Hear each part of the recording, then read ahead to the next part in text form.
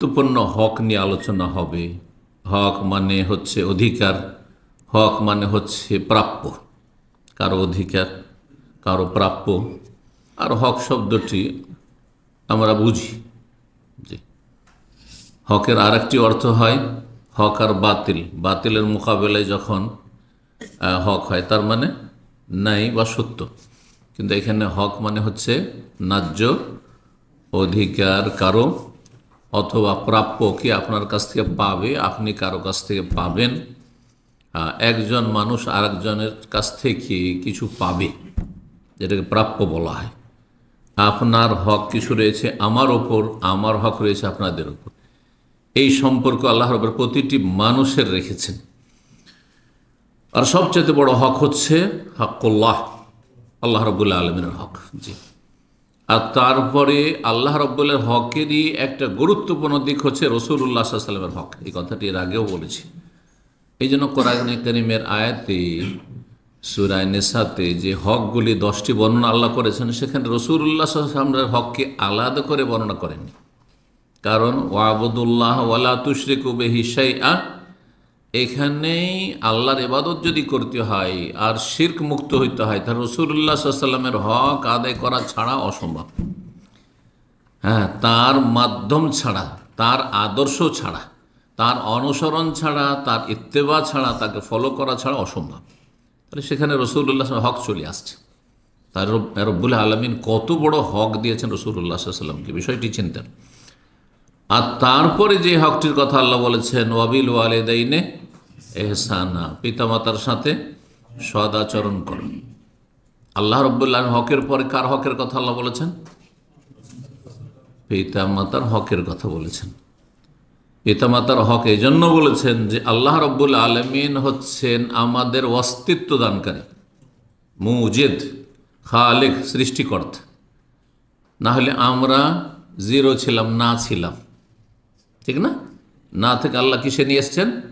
হায়ে নিয়ে এসছেন। আপনার নাম আপনার ভূমি জন্মের আগে ছিল না, কারো ছিল না। আমি এখন সেই মজবুর আল্লাহ সৃষ্টি করেছেন, হ্যাঁ নিয়ে এসছেন, আপনার আমার একটা ওজুদ, অস্তিত্ব দিয়েছেন। আর বাবা মাকে আল্লাহ রাব্বুল আলামিন আপনার আমার অস্তিত্বের জন্য মাধ্যম বানিয়েছেন, সবাব বানিয়েছেন, কারণ তাদের মাধ্যমে এসেছেন। সুন্নতি খুতবাতে যে 3টি আয়াত পাঠ করা হয়, তার একটি আয়াতে সূরা নিসার যে প্রথম আয়াত, আল্লাহ কি বলছেন তাতে? ইয়া আইয়ুহান নাস, বলেন ইত্তাকু রাব্বাকুমুল্লাযী খালাকা মিন নাফসিন ওয়াহিদা, এক মানুষ আদম আলাইহিস সালাম, ওয়া খালাকা মিনহা যাওজাহা ওয়া বাসসা মিনহুম, আদম হাওয়া থেকে, অথবা তোমাদের সরাসরি হচ্ছে বাবা মা থেকে, তাদের মাধ্যমে বহু মানুষকে পৃথিবীতে আল্লাহ কি দিয়েছেন? ছড়িয়ে ছিটিয়ে দিয়েছেন। তাহলে এখানে বাবা মায়ের হক কি আপনাকে অনুভব করতে হবে। বাবা মায়ের হক নিয়ে আমরা আলাদা করে এখন আলোচনা করব না, সেই জন্য ভূমিকাতে বলে নিচ্ছি। আর এই জন্য আরেকটি কারণ বলার, যে আজকের বিষয়বস্তু হয়তো এখনও সেখানে পৌঁছেনি, সেটি হচ্ছে আত্মীয়দের হক। কার হক? আত্মীয়তার হক। আত্মীয়তার সম্পর্ক কেমন হবে? আত্মীয়দের যে হক রয়েছে, অধিকার রয়েছে, প্রাপ্য রয়েছে। আপনি কারো আত্মীয়, আপনার কিছু তাদের কাছে পাওনা রয়েছে, প্রাপ্য রয়েছে, আর আপনার ওপর তাদের কিছু কি রয়েছে? হক রয়েছে। পরস্পর হকগুলিকে আদায় করবে। সবচেয়ে নিকটের আত্মীয় যদি আপনাকে জিজ্ঞেস করা হয়, নিকটের আত্মীয় কে হবে? বাবা মা। বাবা মাকে ওলামারা যেহেতু আল্লাহ রাব্বুল আলামিন আলাদা করে আত্মীয়দের ছাড়া আলাদা করে পৃথক করে বর্ণনা করেছেন, সেই জন্য নিকট আত্মীয় বলতে গিয়ে ভাই বোন দিয়ে শুরু হয়। আর তারপরে তখন ভাই বোনের পরে কাদের দিয়ে শুরু হয়? আপনার চাচা আছে, ইত্যাদি ইত্যাদি, মায়ের দিক থেকে, বাবার দিক থেকে ইত্যাদি, এইসব। তার আগে বলতে হয় দাদা, দাদি, নানা, নানি ইত্যাদি। এই জন্যই যে বাবা মার কথা আল্লাহ বিশেষভাবে পৃথকভাবে উল্লেখ করেছেন। এটা একটি গুরুত্বপূর্ণ দিক যে জাল কোরবা, আত্মীয়, আকারেব, আত্মীয়দের এই শব্দটিতে বাবা মা সামিল। তারপরে আল্লাহ বলছেন ওয়াবিল ওয়ালিদাইনি ইহসানা, আলাদা করে আরো বর্ণনা করেছেন। তাহলে বুঝতে হবে যে তাদের কত বেশি অধিকার রয়েছে। ভাই বোনের তুলনায়, হ্যাঁ, তারপরে চাচাদের তুলনায়, মামাদের তুলনায়, অন্যদের তুলনায়, যারাই আপনার সাথে রক্তের সম্পর্ক রাখে বাবার দিক থেকে অথবা মায়ের দিক থেকে, সহজ ভাষা তারা হচ্ছে আপনার আত্মীয়। এটা হচ্ছে আরহাম, রক্তের আত্মীয়। আর শ্বশুর বংশের সাথে যে আত্মীয়তা, যেটাকে আজকাল অনেক বেশি গুরুত্ব দেওয়া হয়েছে, সেটা কিন্তু এই রকম সম্পর্ক নয়। সেটা হচ্ছে মোসাহারাত, বৈবাহিক সম্পর্কের মাধ্যমে। ফাজাআলাহু নাসাবা ও সেহরা, আল্লাহ বলেছেন বংশীয় সম্পর্ক, আরেকটা হচ্ছে সেহরা, বৈবাহিক সম্পর্ক। আল্লাহ কোরআনে বলেছেন এটি আল্লাহ রাব্বুল আলামিনের অনুগ্রহ যে সম্পর্ককে দুই ভাগে ভাগ করেছেন। তো তাদের হক, শ্বশুর বংশের হক, বাবা মায়ের বংশের হক, এবং বাবার বংশের হক, মায়ের বংশের হকের পরে তো আত্মীয়দের হক নিয়ে আলোচনা করব। আর আত্মীয়দের সম্পর্কে কোরআনে কারিমে বেশ কিছু আয়াত রয়েছে। তার মধ্যে একটি আয়াত সূরা ইসরা, বনি ইসরাইল, আয়াত নম্বর 26, আল্লাহ বলছেন ওয়া আতিজাল কুরবা হাক্কাহু আল মিসকিন, ওয়া আতিজাল কুরবা হাক্কাহু, আত্মীয়দেরকে কি দাও, তাদের হক দিয়ে দাও। যে তোমার আত্মীয়, তাকে তার হক দিয়ে দাও। তার হক আছে, আল্লাহ বলছেন হাক্কাহু, তার হক দিয়ে দাও। তারপরে মিসকিন, আর তারপরে যারা মুসাফির, হ্যাঁ, তাদের কথা আল্লাহ বলছেন। এখানে প্রথম হক আল্লাহ আত্মীয়দের কথা বলেছেন। এইরকম আরেকটি আয়াত সূরা রুমে রয়েছে, সেখানে রয়েছে ফাআতিজাল কুরবা হাক্কাহু, আত্মীয়দেরকে হক আদায় করো, আত্মীয়দের হক আদায় করো। আর যে আয়াতটিতে 10টি হকের কথা রয়েছে, সেখানে রয়েছে ওয়াবুদুল্লাহ ওয়া লা তুশরিকু বিহি শাইআন ওয়া বিল ওয়ালিদাইনি ইহসানা, তারপরে ওয়াবিজিল কুরবা, তারপরে আত্মীয়দের, বাপ মায়ের পরেই তাহলে ভাই বোনের সম্পর্ক, ভাই বোনের হক, চাচাদের হক, মামাদের হক, আর যেসব আত্মীয়রা রয়েছে। আর যারা যত বেশি নিকটবর্তী তাদের হক তত বেশি, দূরের আত্মীয় হইলেও তাদের হক রয়েছে। আত্মীয় যদি আপনার আরো কয়েক দিক থেকে আপনার উপর হক রাখে, তাহলে আরো বেশি গুরুত্ব বেড়ে যায়। যেমন আত্মীয়, মুসলিম, প্রতিবেশী, তাহলে কয় হক হইল? 3 হক হয়ে গেল, ট্রিপল হক হয়ে গেল, 3 গুণ হক হইল। আত্মীয় আপনার আশেপাশে বাস করে, আর মুসলিমও, 3 হক আপনার ওপর তাদের। আত্মীয় যদি কি হয়, প্রতিবেশী নয়, দূরে বাস করে, অন্য জায়গায় বাস করে, কিন্তু মুসলিম, তাহলে 2 হক, ডবল হক। আত্মীয় প্রতিবেশী কিন্তু অমুসলিম, তারপর হক আছে, তারপরে হক আছে, কিন্তু একটা হক আছে। তো আল্লাহ রাব্বুল আলামিন এই আয়াতগুলিতে আত্মীয়দের হকের কথা বিশেষভাবে বর্ণনা করেছেন। এই আত্মীয়তার সুসম্পর্ক বহাল রাখা এর হুকুম কি, আর বিচ্ছিন্ন করার হুকুম কি, সম্পর্ক না রাখার হুকুম কি। হুকুম যখন জিজ্ঞাসা করা হবে, তখন ফুকাহারা বলেছেন যে হুকুম হচ্ছে 5টির একটি, 5টির একটি। কে বলতে পারে? যেহেতু এগুলো আমি যখন তখন আলোচনা করি, যারা নিয়মিত আমাদের ছাত্র অবশ্যই বলতে পারবেন। কয়টি হুকুম বললাম? 5টি। কি একজন বলবে? কে বলবে? হ্যাঁ, না বলেন। ফরজ বা ওয়াজিব, হ্যাঁ, বিপরীত একেবারে হারাম, তার দিক, হ্যাঁ, একেবারে বিপরীত, অপোজিট, হ্যাঁ, সুন্নাত বা মুস্তাহাব বলেন, মুস্তাহাব একটু, মুস্তাহাব, হ্যাঁ, হ্যাঁ, আর ওর বিপরীত হচ্ছে মকরু, 4টা হয়ে গেল। আর মাঝখানে এদিকে না ওইদিকে না, সেটা হচ্ছে জায়েজ, মুবাহ, 5টি হক।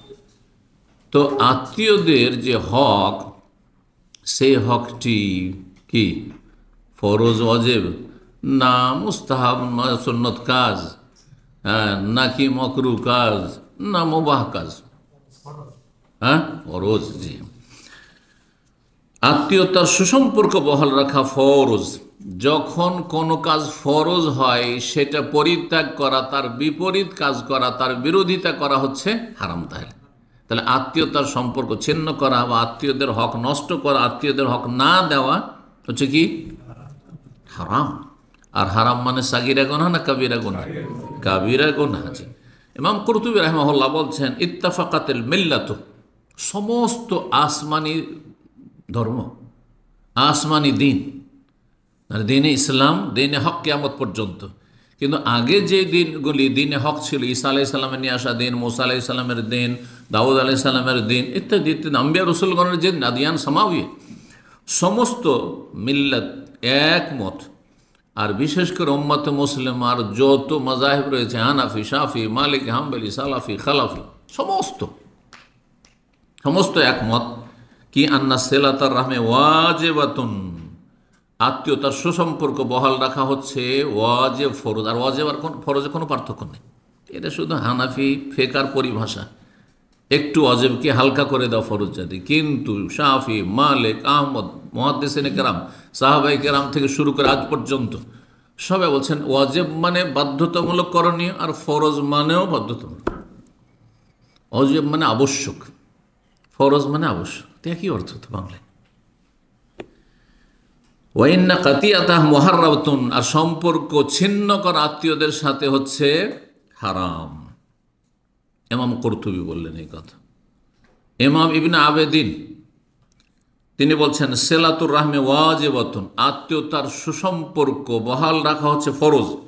ওয়ালাউ কানাত বিসালাম, যদি আপনার সাথে সম্পর্ক নাও রাখতে চাই তবুও সালাম দ্বারা, দেখা হচ্ছে, সে আপনার সাথে মিশতে চায় না, সে আপনার সাথে কথা বলতে চায় না, সালামু আলাইকুম, রাস্তা দেখুন। এটা চলবে না যে ও আমার সাথে কথা বলে না, আমি কয়েকবার সালাম দিচ্ছি, আপনিও টান দিলেন, এটা জায়েজ নাই, কখনো জায়েজ না। আপনার কাজ হচ্ছে, আপনি যদি হারাম থেকে বাঁচতে চান আর কাবিরা গুনাহ থেকে বাঁচতে চান, জান্নাতে যেতে চান আর আল্লাহর রহমত দুনিয়াতে চান, বরকত চান, তাহলে সালাম দেবেন। আর তারপরে সুযোগ পেলে হাদিয়া তোহফা উপঢৌকন দিবেন, মাঝে মাঝে সচ্ছলদেরকে, অভাবী হলে তাদের দান সাদকা করবেন, ওদের ডবল নেকি পাবেন অন্যদের সাদকা করার চাইতে। সার্বিক সহযোগিতা, যা আপনার সহযোগিতা সম্ভব আপনার দ্বারা। কেউ মানুষ এমন আছে বিদ্যা বুদ্ধি দিয়ে সহায়তা করতে পারবে, কেউ সময় দিয়ে, কেউ শ্রম দিয়ে, কেউ পরামর্শ দিয়ে, ইত্যাদি ইত্যাদি। কেউ পাশে দাঁড়িয়ে সুখে দুঃখে, সুখের সময় চলে আসলো, দুঃখের সময় ছুটে আসলো, একটু অসুস্থতার কথা নাম শুনলে ছুটে আসলো, এইভাবে হক আদায় করা। বসা, মোজালাসা, এই নয় যে আত্মীয় ব্যাস মেসেজ দিলাম দূর থেকে, দেখা সাক্ষাৎ নেই। মোজালাসা, বসতে হবে, বসার সুযোগ থাকলে আশেপাশে মাঝে মাঝে বসতে হবে, বৈঠক করতে হবে তাদের সাথে, মোকালাম, মাঝে মাঝে কথা বলতে হবে, এবং তালাত্তুফুন, নম্র আচরণ করতে হবে। নম্র আচরণ হইতে হবে, রূঢ় আচরণ নয়। ওয়া ইহসানুন, এবং সদাচরণ করতে, সদ্ব্যবহার করতে হবে। ওয়াইন কানা গায়বান, যদি দূরে থাকে, অনুপস্থিত, কাছে পান না যে বসবো তাদের সাথে, ইয়াসিলুহুম বিল মাকতুবি আলাইহিম, আপনি মাঝে মাঝে মেসেজ দিন। চিঠির যুগে চিঠি ছিল, আজকাল মেসেজ খুব সহজ হয়ে গেছে, সোশ্যাল মিডিয়া, মেসেজ দিয়ে তাদের সাথে সুসম্পর্ক বহাল রাখবেন। ফাইন কাদার আলা সাইরে কান আফজাল, যদি তাদের কাছে যেতে পারেন মাঝে মাঝে, তাহলে মাঝে মাঝে যাবেন। যখন আপনারা প্রবাস জীবন থেকে দেশে যাচ্ছেন, শুধু আপনি সীমিত নিয়ত রাখবেন না, নাহলে গুনাহগারী থেকে গেলেন আপনার নিয়তটা খারাপ হওয়ার কারণে, বা সীমিত হওয়ার কারণে, সংকীর্ণ হওয়ার কারণে। নিয়তটাকে প্রশস্ত করেন। আমি শুধু আমার স্ত্রীর কাছে যাচ্ছি না, বিবাহিত মানুষরা যাচ্ছেন, হ্যাঁ, টান, আসল টান কোন দিকে? স্ত্রীর দিকে, কারো বাপ মায়ের দিকে, কারো ছেলে মেয়ের দিকে, এতেই সীমিত। একটু ছেলে মেয়েকে দেখে আসি, একটু স্ত্রীর সাথে সময় দিয়ে আসি, কাটিয়ে আসি, আর একটু বাপ মায়ের সাথে একটু থেকে আসি, ব্যাস। চাচাদের নাম নেই, ফুফুদের নাম নেই, খালাদের নাম নেই, মামাদের নাম নেই, ওটা নিয়ত নেই। তাহলে আপনার নিয়তে তো খারাপই, নিয়তটা ভালো হইতে হবে। এই জন্য আমি এই জিনিসটি সবসময় বলি যে যে কোনো এবাদত বন্দেগীতে নিয়তটাকে অনেকটা কি রাখবেন? প্রশস্ত রাখবেন। যতটা প্রশস্ত রাখা সম্ভব ততটা রাখবেন। এখানে মুখ্য উদ্দেশ্য আপনার হচ্ছে আল্লাহ সন্তুষ্টির মাধ্যমে জান্নাত পাওয়া, কিন্তু নিয়তে প্রশস্ততা, যে আমি আমার গ্রামবাসীর সাথে দেখা করব, আমার আত্মীয় স্বজনদের সাথে দেখা করব, আমি আমার যারা হিতাকাঙ্ক্ষী তাদের সাথে দেখা করব, আমার মুসলিম ভাই বোন এলাকা আছে তাদের সাথে দেখা করব, যাদের সাথে দীর্ঘদিন দেখা হয়নি, ইত্যাদি ইত্যাদি।